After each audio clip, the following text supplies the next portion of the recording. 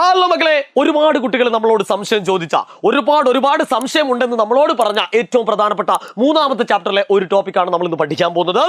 അതുകൊണ്ട് ചെയ്യണം, ഇത് കാണുന്നതിന് മുമ്പേ മക്കളെ രണ്ട് കാര്യങ്ങൾ ചെയ്യണം. ഒന്ന്, നിങ്ങൾക്ക് ഏറ്റവും അടുത്ത കൂട്ടുകാരിലേക്ക് എന്ത് ചെയ്യുക, ഇത് ഷെയർ ചെയ്ത് കൊടുക്കുക. മാത്രമല്ല വീഡിയോ ഒന്ന് ലൈക്ക് ചെയ്യാം. അപ്പൊ നേരെ നമുക്ക് വീഡിയോസിലേക്ക് പോവാം. മക്കളെ, എന്താണ് ക്വാണ്ടം നമ്പേഴ്സ് എന്ന് പറഞ്ഞു കഴിഞ്ഞാൽ? ശരിക്കും ഇലക്ട്രോൺസിന്റെ അഡ്രസ്സിനെയാണ് നമ്മൾ എന്ത് പറയുന്നത്, ക്വാണ്ടം നമ്പേഴ്സ് എന്ന് പറയുന്നത്. ഒന്നുകൂടി തെളിയിച്ചു പറഞ്ഞാൽ, ഇലക്ട്രോൺസ് ഏത് ഷെല്ലിൽ കാണുന്നു, ഏത് സബ് ഷെല്ലിൽ കാണുന്നു, ഏത് ഓർബിറ്റലിൽ കാണുന്നു എന്നുള്ള കംപ്ലീറ്റ് അഡ്രസ്സ്, അതാണ് ശരിക്കും ക്വാണ്ടം നമ്പേഴ്സ് എന്ന് പറഞ്ഞു കഴിഞ്ഞാൽ. ഇതാ നോക്കൂ മക്കളെ, അതായത് ഇപ്പൊ നമ്മളോട് പറയാണ്, സെന്റ് മേരീസ് സ്കൂളിൽ പഠിക്കുന്ന അഷിക എന്ന് പറഞ്ഞു കഴിഞ്ഞാൽ ആ കുട്ടിയെ സംബന്ധിച്ച് കൃത്യമായിട്ടുള്ള അഡ്രസ് അല്ലല്ലോ. ഇപ്പോ സെന്റ് മേരീസിൽ പഠിക്കുന്ന അഷിക എന്ന് പറഞ്ഞു കഴിഞ്ഞാൽ കംപ്ലീറ്റ് അഡ്രസ് അല്ല. ഒരുപാട് അഷികമാരുണ്ടാവും, ഒരുപാട് ക്ലാസ്സുകളുണ്ട്. പക്ഷെ സെന്റ് മേരീസിൽ 10ാം ക്ലാസ്സിൽ പഠിക്കുന്നതെന്ന് പറഞ്ഞാലോ കുറച്ചുകൂടി വ്യക്തമായി. പക്ഷെ 10ാം ക്ലാസ് ഒരുപാടുണ്ടാവും അല്ലെ. 10A പഠിക്കുന്ന അഷിക എന്ന് പറഞ്ഞു കഴിഞ്ഞാലോ അത് കുറച്ചുകൂടി ക്ലിയർ ആയിട്ടുള്ള ഒരു അഡ്രസ്സായി. എന്നാൽ 10A ഒരുപാട് അഷികമാരുണ്ടാവുമല്ലോ. 10A പഠിക്കുന്ന 21ാമത്തെ എന്താണ് രജിസ്റ്റർ നമ്പറുള്ള അല്ലെങ്കിൽ എന്താണ് റോൾ നമ്പറുള്ള അഷികയാണെങ്കിൽ അത് ഒരാളെ ഉണ്ടാവുള്ളൂ. ഇങ്ങനെ കൃത്യമായിട്ട് അഡ്രസ്സ് തപ്പിയെടുക്കുക. ഇലക്ട്രോൺസ് കാണപ്പെടുന്ന എവിടെയാണെന്നുള്ള കൃത്യമായിട്ടുള്ള അഡ്രസ്സിനെയാണ് നമ്മൾ ക്വാണ്ടം നമ്പേഴ്സ് എന്ന് സിമ്പിൾ ആയിട്ട് മനസ്സിലാക്കി വെക്കുക. ഓക്കെ, 3 ക്വാണ്ടം നമ്പേഴ്സ് ആണ് നമുക്ക് പഠിക്കാനുള്ളത്. Principal quantum numbers, azimuthal quantum number and magnetic quantum number. മക്കളെ വളരെ ശ്രദ്ധിച്ചു കേൾക്കണം. ഈ വീഡിയോ അവസാനിക്കുന്നതോടുകൂടി നിങ്ങളുടെ മനസ്സിൽ എന്താണ് ഒരു കറ പുരണ്ടുണ്ടാവും. അതായത് ക്വാണ്ടം നമ്പേഴ്സ് എനിക്കറിയില്ലല്ലോ സാറേ, ആ വേവലാതി എന്ത് ചെയ്യും, അങ്ങ് മാറിക്കിട്ടും കേട്ടോ. ശ്രദ്ധിക്കുക, ആദ്യത്തെ നമ്മൾ പഠിക്കുന്നു പ്രിൻസിപ്പൽ ക്വാണ്ടം നമ്പർ. മക്കളെ ഇത് എന്തിനാണെന്നറിയോ? ആദ്യം 2 പോയിന്റ് പഠിച്ചേക്കാം. ഒന്നാമത്തെ പോയിന്റ്, ഇത് സൂചിപ്പിക്കുന്നത് N എന്ന ലെറ്റർ കൊണ്ടാണ്. ഇതാണ് ഒന്നാമത്തെ പോയിന്റ്. രണ്ടാമത്തെ പോയിന്റ് എന്തിനറിയോ? ഇത് പ്രിൻസിപ്പൽ ക്വാണ്ടം നമ്പർ സൂചിപ്പിക്കുന്നത് ഷെല്ലിനെ സൂചിപ്പിക്കുന്നതാണ്. എന്താ പ്രിൻസിപ്പൽ ക്വാണ്ടം നമ്പർ? അപ്പൊ നമ്മൾ മനസ്സിലാക്കേണ്ടതുള്ളൂ, പ്രിൻസിപ്പൽ ക്വാണ്ടം നമ്പർ അഥവാ N എന്ന് പറഞ്ഞാൽ ഷെല്ലിനെ പറ്റിയാണ് സംസാരിക്കുന്നത്, ഷെല്ലിനെ കുറിച്ചാണ് സംസാരിക്കുന്നത് എന്ന് മാത്രം മനസ്സിലാക്കി വെക്കുക. ഓക്കെ, അപ്പൊ നമുക്ക് പറയാം ഇപ്പോ നോക്കൂ, ഇപ്പോ n is equal to 1 ആണെങ്കിൽ ദാ നോക്കൂ, n 1 2 3 and 4 ദാ നോക്കണ മക്കളെ, n is equal to 1 ആണെങ്കിൽ അത് K ഷെൽ ആയിരിക്കും. പഠിച്ചു വച്ചോളം, n 1 ആണെങ്കിൽ ഷെൽ ആയിരിക്കും. ഇത് ഷെല്ലാണ്. Okay, shell. ഇനി n 2 ആണെങ്കിൽ അത് L ഷെൽ ആയിരിക്കും. n 3 ആണെങ്കിൽ അത് M ഷെൽ ആയിരിക്കും. n 4 ആണെങ്കിൽ അത് N ഷെൽ ആയിരിക്കും. ഇത്രയേ ഉള്ളൂ. മനസ്സിലാവുന്നുണ്ടോ? അപ്പോ പ്രിൻസിപ്പൽ ക്വാണ്ടം നമ്പർ എന്ന് പറയുന്നത് ഷെല്ലിനെ സൂചിപ്പിക്കുന്നതാണ്. അതിനെ സൂചിപ്പിക്കുന്ന ലെറ്റർ N ആണ്. n 1 എന്ന് കണ്ടാൽ മക്കളെ മനസ്സിലേക്ക് K ഓടിയെത്തണം. n 2 എന്ന് കണ്ടാൽ L ഓടിയെത്തണം. n 3 എന്ന് കണ്ടാൽ M ഓടിയെത്തണം. n 4 എന്ന് കണ്ടാൽ N ഓടിയെത്തണം. That's all. This is known as principal quantum number. ഇനി ഒരു കാര്യം മക്കൾ മനസ്സിലാക്കാനുള്ളത്, പ്രിൻസിപ്പൽ ക്വാണ്ടം നമ്പർ പഠിച്ച ഒരു കുട്ടിക്ക് മാത്രമേ അടുത്ത അസിമുത്തൽ ക്വാണ്ടം നമ്പർ പഠിക്കാനാവൂ എന്ന് മനസ്സിലാക്കുക. അസിമുത്തൽ പഠിച്ച ഒരാൾക്ക് മാത്രമേ അടുത്തത് ഏത് മനസ്സിലാവൂ, മാഗ്നറ്റിക് ക്വാണ്ടം നമ്പർ മനസ്സിലാവൂ. ഇപ്പൊ നോക്കിയോളെ, അസിമുത്തൽ ക്വാണ്ടം നമ്പർ സൂചിപ്പിക്കുന്നത് L എന്ന് പറഞ്ഞിരിക്കുന്ന ലെറ്റർ കൊണ്ടാണ്. L. മനസ്സിലാവുന്നുണ്ടോ മക്കളെ? മനസ്സിലാവുന്നുണ്ടോ? ഇനി ഇത് കാണുന്നത് എങ്ങനെയാ? അസിമുത്തൽ ക്വാണ്ടം നമ്പർ കണ്ടുപിടിക്കുന്നത് ശ്രദ്ധിച്ച് കേട്ടോണേ. അസിമുത്തൽ ക്വാണ്ടം നമ്പർ കണ്ടുപിടിക്കുന്നത് എങ്ങനെയാന്ന് വെച്ച് കഴിഞ്ഞാൽ, ഇഫ് n എന്ന് പറയുന്നത് നമുക്കറിയാം എന്താണ്, പ്രിൻസിപ്പൽ ക്വാണ്ടം നമ്പർ അല്ലേ. n ആണെങ്കിൽ L is equal to 0 to n minus 1. പേടിക്കണ്ട 0 to n minus 1 ഓർത്ത് വെച്ചോളാം. ഈ സാധനമാണ് നമ്മളെ തുറുപ്പ് gulab. L is equal to 0 to n minus 1. n എന്ന് പറഞ്ഞാൽ നേരത്തെ തൊട്ട് ബാക്ക് പഠിച്ച പ്രിൻസിപ്പൽ ക്വാണ്ടം നമ്പർ. നോയിക്കോളൂ. ഇപ്പോ നോക്കണേ, n is equal to 2. Principal quantum number 2 തന്നു. എടാ n എന്ന് പറഞ്ഞ പ്രിൻസിപ്പൽ ക്വാണ്ടം നമ്പർ അല്ലേ.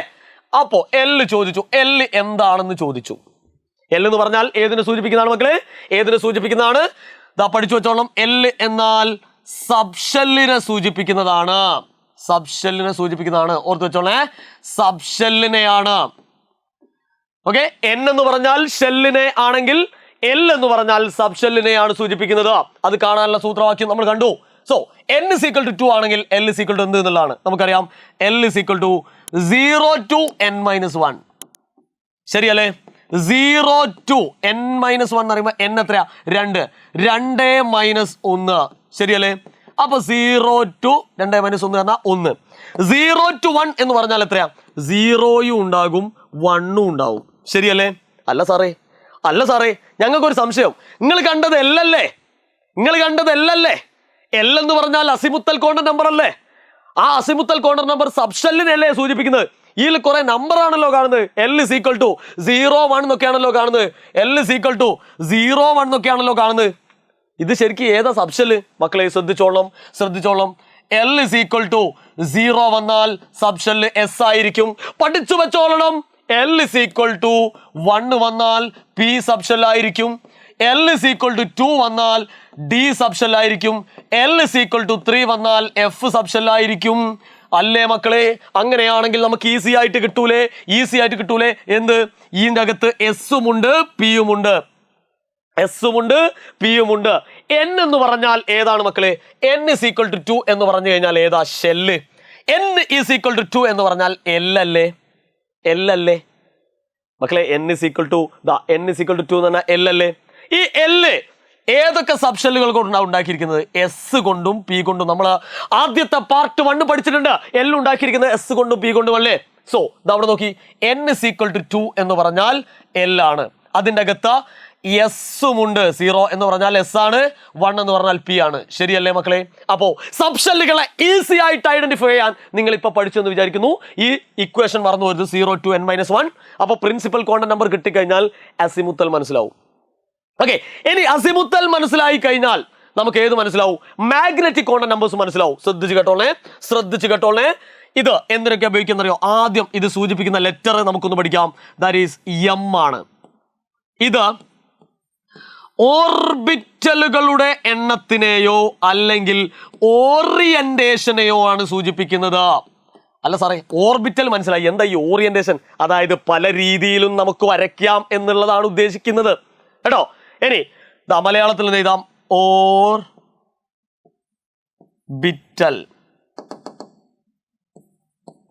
ഓർബിറ്റലിനെയും അതേപോലെ തന്നെ ഓറിയന്റേഷനെയുമാണ് നമ്മൾ സൂചിപ്പിക്കുന്നത്. ഓക്കെ, എന്താണെന്ന് നമുക്ക് പറയാം. നമുക്ക് അതിലേക്ക് വരാം. ഓക്കെ, അപ്പോ ഇത് കാണാനുള്ള സൂത്രവാക്യം എന്ന് പറഞ്ഞാൽ M is equal to -L2 + L. അല്ല സാറേ, L എന്ന് പറഞ്ഞാൽ തൊട്ട് ബാക്ക് പഠിച്ചല്ലേ? അതേടാ മക്കളെ, അതാണ് ഞാൻ പറഞ്ഞത്. പ്രിൻസിപ്പൽ കോണ്ടർ നമ്പർ പഠിച്ച ഒരാൾക്ക് മാത്രമേ അസിമുത്തൽ മനസ്സിലാവൂ. അസിമുത്തൽ പഠിച്ച ഒരാൾക്ക് മാത്രമേ മാഗ്നറ്റിക് മനസ്സിലാവൂ കേട്ടോ. അപ്പോ മനസ്സിലാക്കി വെക്കുക. പ്രിൻസിപ്പൽ കോണ്ടർ നമ്പർ എന്ന് പറഞ്ഞു കഴിഞ്ഞാൽ ഷെല്ലിനെയാണ് സൂചിപ്പിക്കുന്നത്. N ആണ് ലെറ്റർ. അസിമുത്തൽ കോണ്ടർ നമ്പർ എന്ന് പറഞ്ഞാൽ സബ്ഷെല്ലിനെയാണ് സൂചിപ്പിക്കുന്നത്. L ആണ് ലെറ്റർ അല്ലെ? ഇത് കൃത്യമായി പഠിച്ചേക്കണേ. L is equal to 0 ആണെങ്കിൽ സബ്ഷെൽ S ആയിരിക്കും. ഇനി നമ്മൾ നേരെ തിരിച്ചു വരാം. സോ ഇവിടെ L is equal to 2 അല്ലെ? എന്നിട്ട് നിങ്ങളോട് ചോദിച്ചാ M എത്ര സാറേ എന്ന് ചോദിച്ചു. എന്ത്? വളരെ simple. M is equal to -L2 + L അല്ലെ? -L എത്രയാ? 2. അപ്പൊ അതിന് ഒരു -2 ഇടുക. -2 + 2. എടാ മക്കളെ, -2 to +2 വരെ എത്ര നമ്പർ ഉണ്ട് നോക്കുക. നമുക്കറിയാം, ഒരു സംഖ്യാരേഖ വരച്ചു കഴിഞ്ഞാൽ ഇവിടെ 0 അല്ലെ? ഇവിടെ എന്താണ്? നമ്മുടെ നമ്പറുകളൊക്കെ ഉണ്ട് അല്ലെ? ഇവിടുന്ന് അങ്ങോട്ട് എന്താണ്?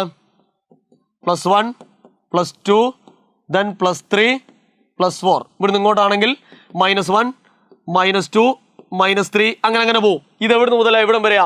-2 മുതൽ +2 വരെ. -2 മുതൽ +2 വരെ എന്ന് പറയുമ്പോൾ -2 മുതൽ +2 വരെ ഇതാ ഏതൊക്കെ ഉണ്ടാവും?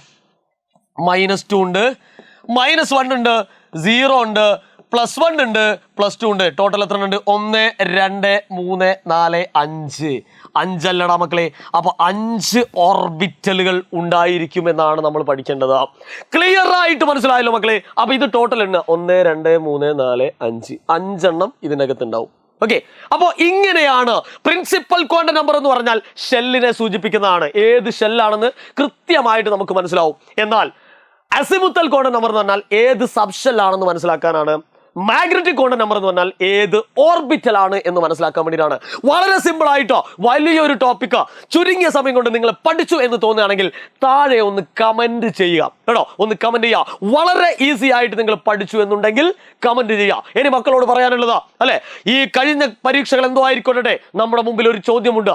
ഇനി വരാൻ പോകുന്ന പരീക്ഷകളെ നമുക്ക് എങ്ങനെ നേരിടാം, എങ്ങനെ ശക്തമായിട്ട് നേരിടാം. നമ്മളെ മോഡലുണ്ട്, നമ്മളെ യൂണിറ്റ് ടെസ്റ്റുകളുണ്ട്, നമ്മളെ SSLC ഉണ്ട്. ഇതൊക്കെ അടിപൊളിയായിട്ട് പഠിപ്പിക്കാൻ വേണ്ടിയിട്ടാ നമ്മളെ ഫാസ്റ്റ് ട്രാക്ക് ബാച്ച് ഉണ്ട്. മറക്കരുത്, ഓഗസ്റ്റ് 26 മുമ്പേ നിങ്ങൾ രജിസ്റ്റർ ചെയ്ത് കഴിഞ്ഞാൽ 2999 രൂപ അടച്ചാൽ മതി. അപ്പൊ നിങ്ങൾ ചോദിക്കാമല്ലോ സാറേ പെട്ടെന്ന് പൈസ ചോദിച്ചാൽ ഞങ്ങൾ എങ്ങനെ എടുക്കും? പെട്ടെന്ന് പൈസ വേണ്ട, ഇപ്പൊ രജിസ്ട്രേഷൻ മാത്രം മതി. ഓണം കഴിഞ്ഞിട്ട് അതിന്റെ കാര്യ നടപടികളിലേക്ക് പോകാം. അപ്പൊ വേഗം തന്നെ എന്ത് ചെയ്യുക, ഓഗസ്റ്റ് 26 മുമ്പേ നിങ്ങൾക്ക് രജിസ്റ്റർ ചെയ്യുക. കേരളത്തിലെ മികച്ച ഫാക്കൽറ്റീസ്, മികച്ച മെറ്റീരിയൽസ്, മികച്ച വെൻഡേഴ്സ്, അങ്ങനെയൊക്കെ ആയിട്ട് അടിപൊളിയായിട്ട് SSLC ഫുൾ മാർക്ക് വാങ്ങാനുള്ള മുഴുവൻ സജ്ജീകരണങ്ങളും ഇതിനകത്ത് ചെയ്തിട്ടുണ്ട്. So please join fast track batch before August 26. So ഇപ്പോൾ രജിസ്റ്റർ മാത്രം ചെയ്യുക. Register only, pay later. വീണ്ടും കാണാം മക്കളെ. Good bye.